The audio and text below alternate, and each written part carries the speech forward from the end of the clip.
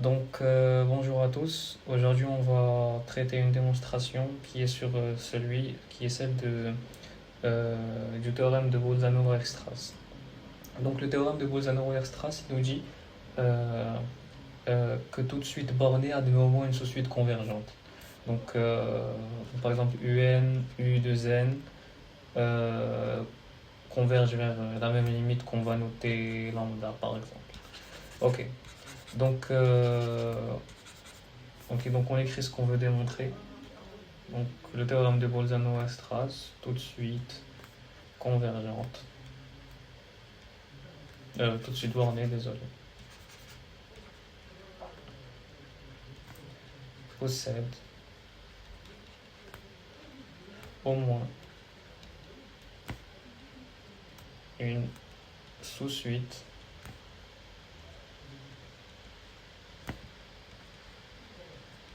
convergente. Ok, si vous avez vu la fin de la dernière vidéo, je vous ai donné des indices pour le principe de démonstration, qui va nous permettre de montrer ce théorème-là. Il faut procéder par dichotomie. Donc, en procédant ainsi, on pourra construire par récurrence une suite de segments IN. IN qui est égal à EN, AN, BN. Tel que pour tout n, on n'aura que la suite U, donc une suite U, et une infinité de termes dans ce segment-là, et que Bn moins n, la longueur du segment, est égale à B0 est égal à B0 moins A0 sur 2 à la puissance n. Ça va nous permettre de montrer que les suites AN et BN sont pour tout n pour tout n appartenant à n sont adjacentes. Ensuite, on va simplement noter que la limite commune, on va dire que on va la noter lambda, et il nous suffira de construire par exemple phi qui est de n dans n, donc une fonction qui est strictement croissante, telle que u de phi de n converge tend vers ce lambda qu'on a fixé là, qu'on a choisi de noter comme ça, qui est la limite commune, quand n tend vers plus l'infini. Donc n tend vers plus l'infini. Ok, donc ça c'est l'idée de la démonstration. Donc là on va commencer pour que ce soit plus clair pour vous.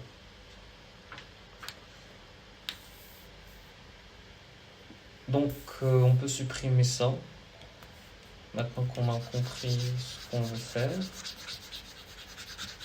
Ok. Alors,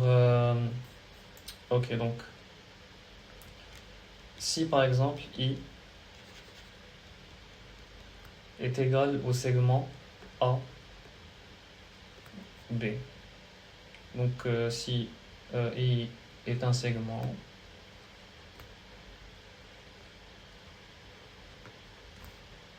on va noter que sa longueur, on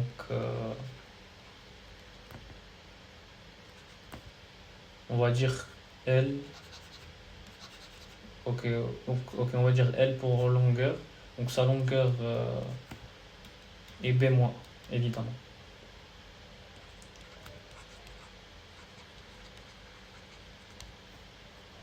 Donc bien sûr, la longueur du segment AB c'est B-A.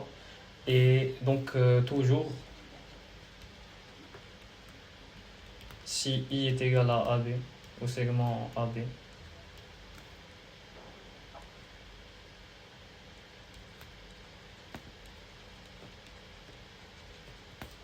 alors, si on, par exemple, on note, on note, par exemple, le point C est égal à A plus B sur 2. Donc, ce sera le milieu de I.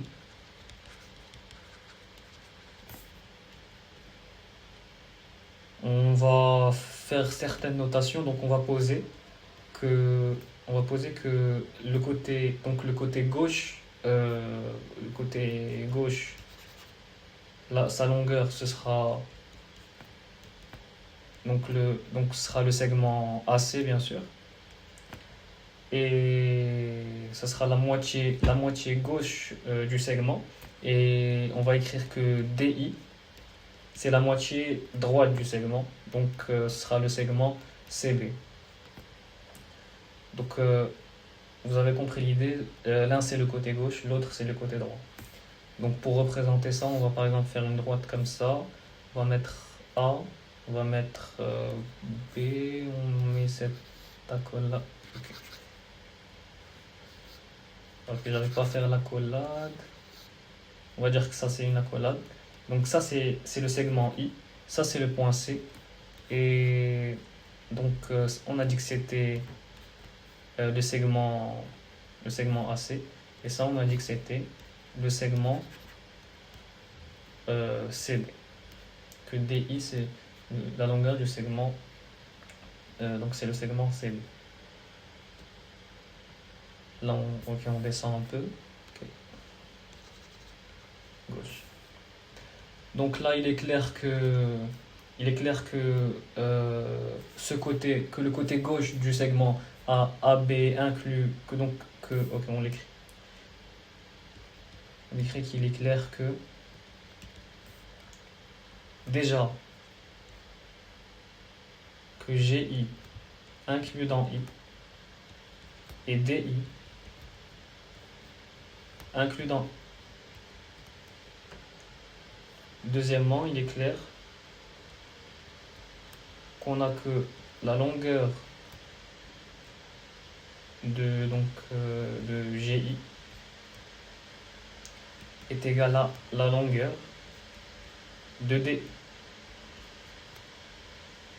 Et donc c'est la longueur de I sur 2 tout simplement. Pourquoi donc? Attends, donc en effet on a quoi? Que la longueur, donc on a cette longueur là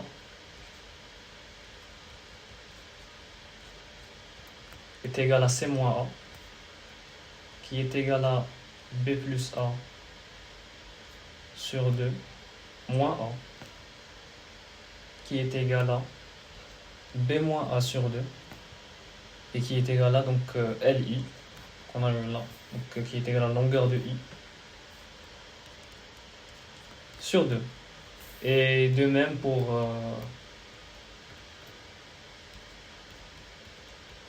la longueur de DI.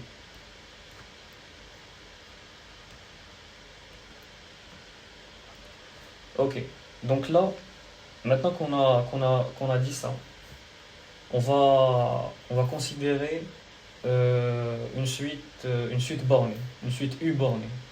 Donc on écrit soit U, une suite bornée. Donc de toute façon c'est ce qu'on veut démontrer, que toute suite bornée admet au moins une sous-suite convergente. Donc on va considérer une suite bornée, une suite U suite bornée. Donc désignons par exemple par M un minorant, donc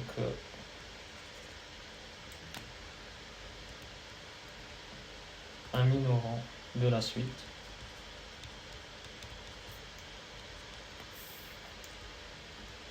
et par M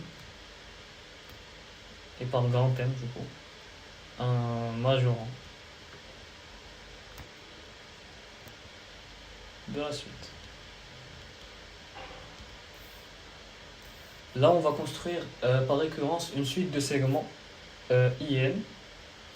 Ok, donc on écrit ça, donc construisons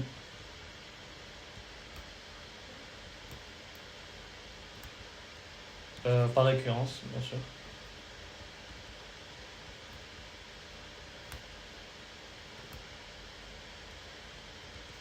Suite de segments.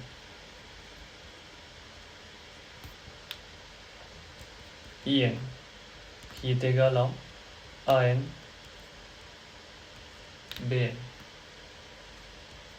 tel que pour tout n,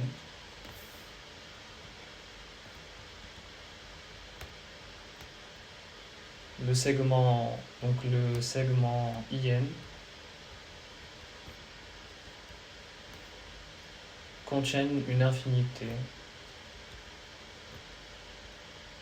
donc contiennent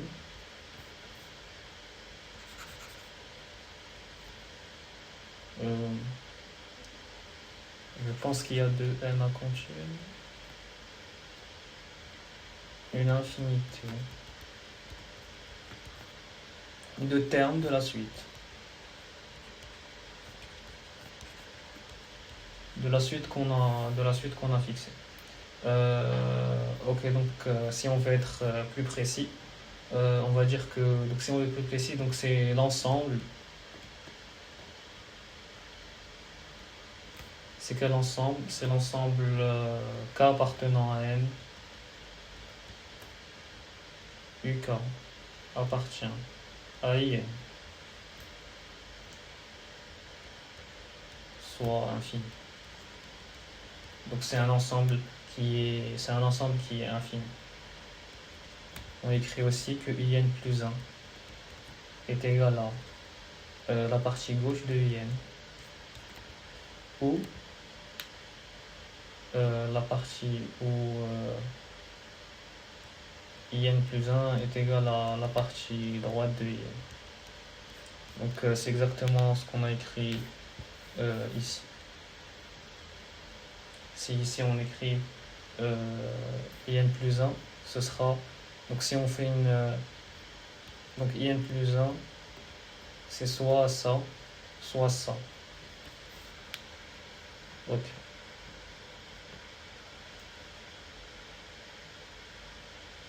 Donc maintenant qu'on a écrit ça, pour cela, on va commencer par poser, par exemple, I0, qui est le segment NM, donc le minorant et le majorant. Le segment I0 vérifie bien la propriété souhaitée, donc l'initialisation est faite et vérifiée, puisque I0 vérifie bien la propriété souhaitée, parce qu'il contient tous les termes de la suite, tout simplement. Donc on l'écrit. Donc pour cela, on commence par poser I0 est égal à M. Donc le segment I0,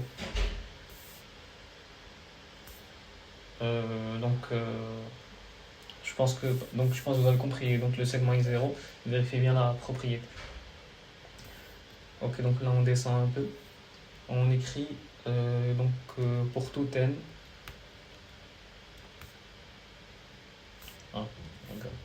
Donc pour tout n appartenant à n, on va supposer la construction la construction d'un segment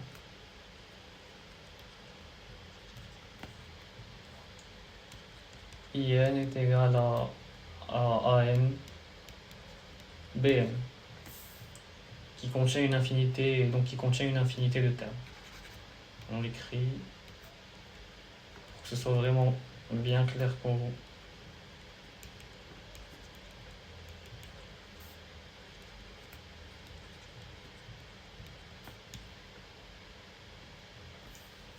Ok, maintenant qu'on a écrit ça, on peut dire que posons. Alors on va poser parce qu'on a observé tout simplement et ce qu'on a dit précédemment, IN plus 1 est égal à la partie gauche de IN.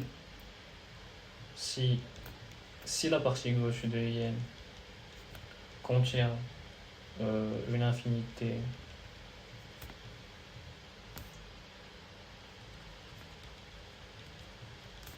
de termes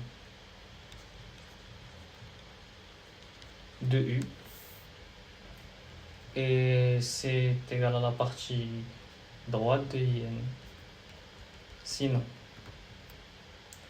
donc on descend. Donc, puisque IN est égal à la partie gauche de IN,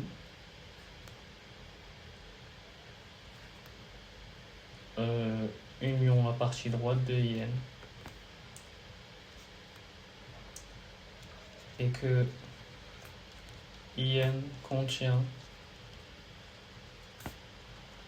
une infinité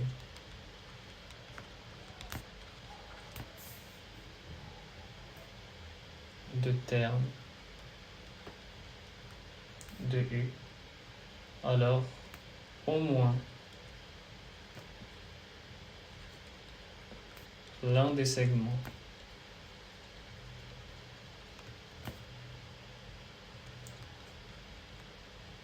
GIN ou DIN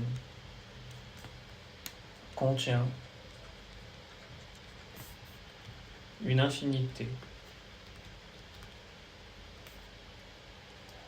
de termes de U.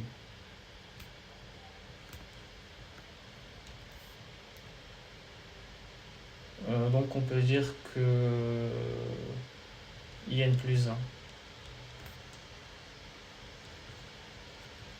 contient une infinité de termes de U. Ok.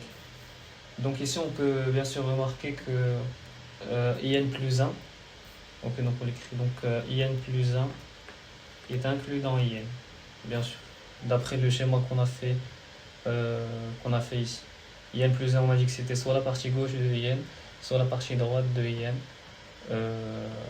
Donc IN plus 1 est forcément inclus dans IN. Et ça, c'est pour tout n appartenant à n. Car IN plus 1 est égal à la partie gauche de IN, où IN plus 1 est égal à la partie droite de IN, comme on vient de dire. Donc on va noter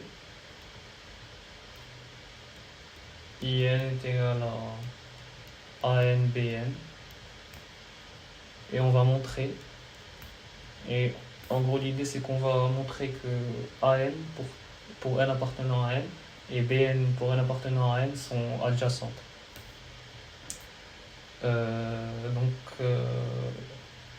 Et donc montrons que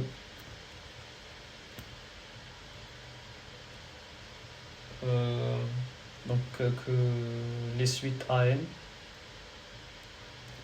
donc on ferait que les suites AN, N appartenant à N et BN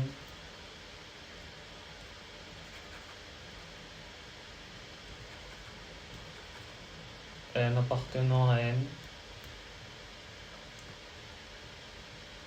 donc sont adjacentes.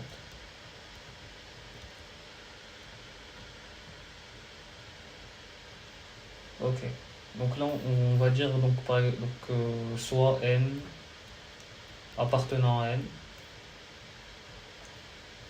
Déjà on a donc puisque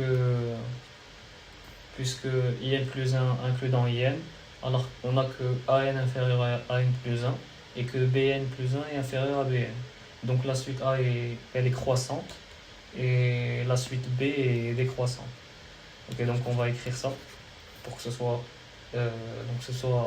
plus clair. Donc on a IN plus 1, voilà, on a IN plus 1 inclus dans IN. On a donc AN inférieur ou égal à AN plus 1 et VN plus 1 inférieur ou égal à BN.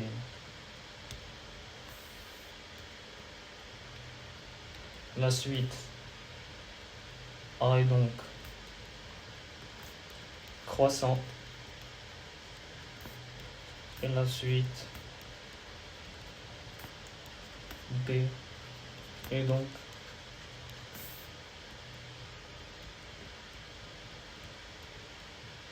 décroissante.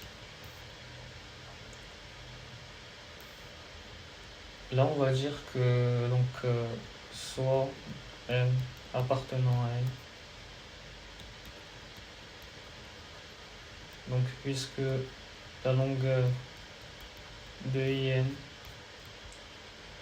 de GIN est égale à la longueur de IN de DIN qui est égale à la longueur de IN sur 2. On a que L de IN plus 1 est égal à L de IN sur 2. Donc si on a que L de IN plus 1 est égal à la longueur de IN sur 2 par une récurrence qui est évidente, par récurrence immédiate, on a que donc par récurrence immédiate, on a que donc pour tout n appartenant à n,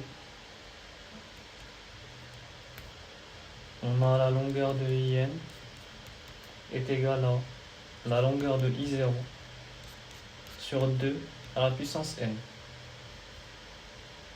Donc si on rappelle, I0 donc A0, B0 et ce segment, donc ça c'est I0, et ce segment on reste le couper en 2 par principe de dichotomie.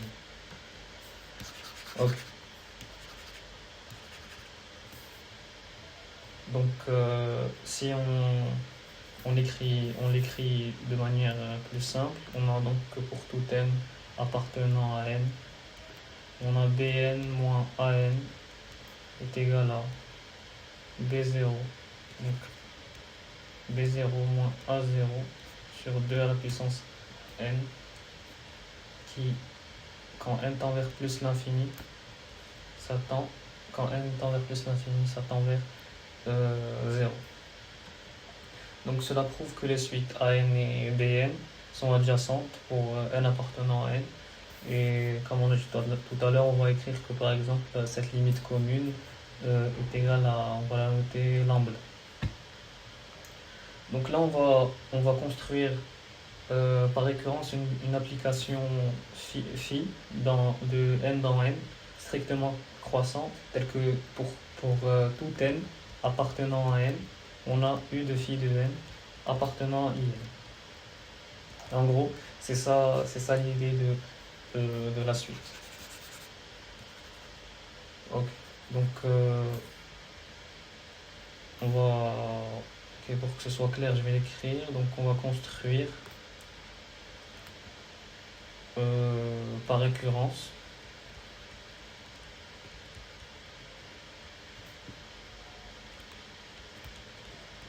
une application phi n dans n qui est strictement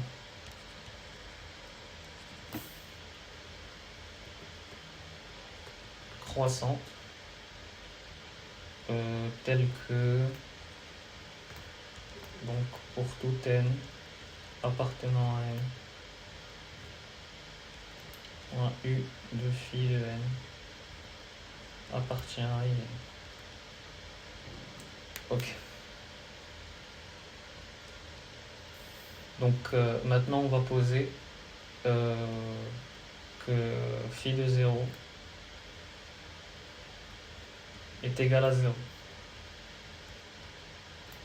On a évidemment que u de phi de 0, donc on a que u de phi de 0 appartient à in. Donc appartient à IN, donc appartient à I0. Donc, puisque U de phi de 0, donc on a U0 appartient à I0. Et on a vu que, donc, par le schéma, que c'était vrai. Donc on a A0, V0, ça c'est I de 0. Et U de phi U0, elle est directement minorée et majorée par ces termes-là.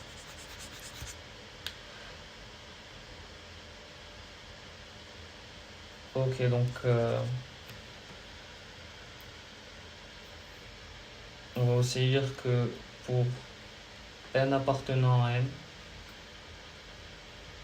on va donc supposons qu'on a défini par exemple supposons qu'on a défini donc là on a posé phi de 0 est égal à 0, mais on va supposer qu'on a défini phi de 0, donc phi de 0, phi de 1, etc. jusqu'à donc phi de n-1. Et qui vérifie bien sûr, donc vérifiant, on l'écrit, vérifiant la condition de strictement croissant, donc phi de 0 inférieur à phi de 1, strictement inférieur à phi de 1, strictement inférieur jusqu'à strictement inférieur à phi de n-1. Et pour tout P appartenant à 0, l'ensemble discret 0 n-1, donc U de phi de P appartient à IP. Donc comme l'ensemble, donc on l'écrit. Donc ce qu'on va dire là, c'est que comme l'ensemble K appartenant à N, UK appartenant à IN est infini, donc puisque cet ensemble est infini, alors il n'est pas majoré et donc contient des éléments strictement supérieurs à phi de n-1. Et donc on va choisir l'un de ces éléments, on va choisir un de ces éléments qui est strictement supérieur à phi de n-1. Et donc on va dire que ce sera par exemple, donc phi de n-1, donc on va dire que ce sera phi de n. On va dire que ce sera phi de n. Ok, donc on écrit ce qu'on vient de dire pour que ce soit plus clair. Donc comme cet ensemble est infini, il n'est pas majoré.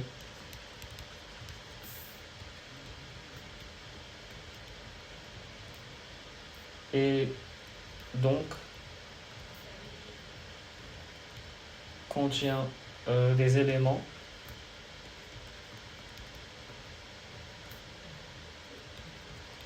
strictement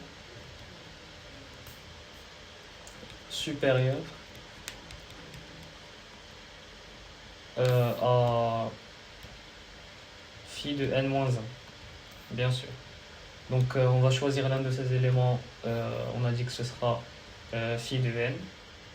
Donc on aura alors que phi de 0 inférieur à strictement phi de 1, strictement inférieur jusqu'à strictement inférieur à phi de n-1 jusqu'à donc strictement inférieur à phi de n. Et ça, donc pour tout P appartenant à l'ensemble discret 0 n,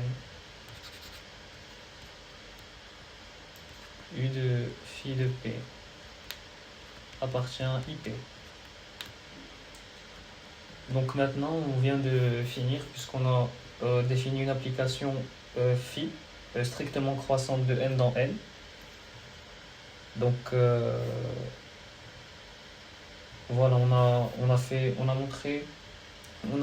a défini une application phi strictement croissante de n dans n, qui vérifie que pour tout n, on n'a que u de phi de n appartient à in. Donc par définition de la suite, in avec n appartenant à n, on a que pour tout n appartenant à n inférieur ou égal à u de phi de n inférieur ou égal à bn. Et comme les suites an et bn avec n appartenant à n ont la même limite, on obtient que u de phi de n converge vers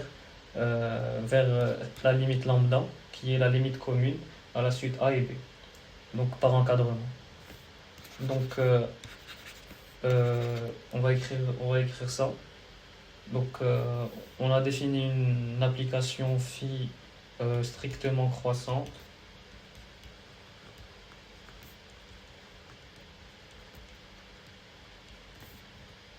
de n dans n. Donc on prend donc c'est par définition donc on prend des éléments dans n et nous donne des valeurs dans n. Donc vérifiant pour tout n appartenant à n, u de phi de n appartenant à in. Et donc par définition,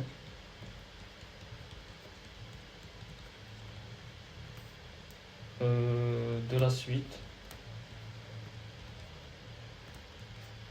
in avec n appartenant à n, on a pour tout n appartenant à n inférieur ou égal à u de phi de n inférieur ou égal à bn. Et donc par encadrement, puisque ça tend vers une limite puisqu'elle est croissante étant vers une limite lambda, et L et Bn aussi est décroissante étant vers une limite lambda, alors alors U de phi de n tend également vers une limite, vers la limite lambda, la limite commune. Donc c'est la fin de la démonstration. J'espère que vous avez apprécié la vidéo, qu'elle vous aura aidé. Et bien sûr, si vous n'avez pas compris quelque chose durant la vidéo, n'hésitez pas à me le dire dans les commentaires. J'essaierai de répondre de la manière la plus rigoureuse possible. Donc, comme les démonstrations qu'on fait de manière générale, qui sont rigoureusement démontrées. Donc la prochaine fois, je pense qu'on va faire soit des exercices sur ça, sur les suites adjacentes, ou alors qu'on va parler de complexes. Donc merci d'être resté jusqu'à la fin de la vidéo, et je vous dis à plus.